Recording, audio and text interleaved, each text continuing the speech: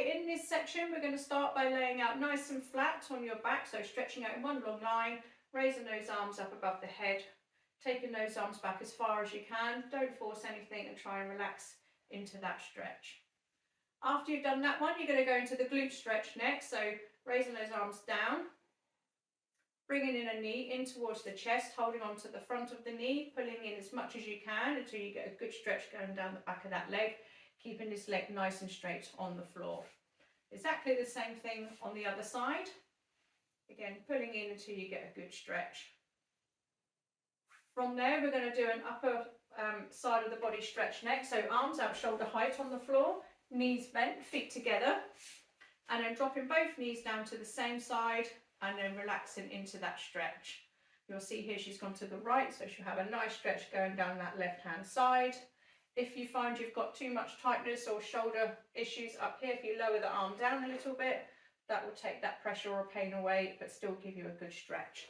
And then coming back to the other side, and again you should get a stretch on that other side. And exactly the same thing applies. You can lower that arm down if you need to.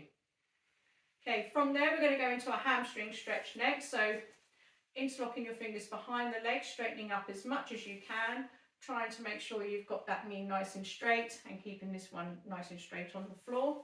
Exactly the same thing on the other side. And relax. And now we're going to stretch the inside of the hips next. So soles of the feet touching and then knees go out either side. And again, let gravity take the knees. And an extra stretch I like to do on this one is raising the arms up above the head, because you can stretch your arms and your shoulders whilst you're doing this in a hip stretch. And then the last one for this one, lowering your arms down and bringing your knees together. We're going to go into the child pose for this last one of the section. Okay, so onto your knees and then sinking down onto your heels.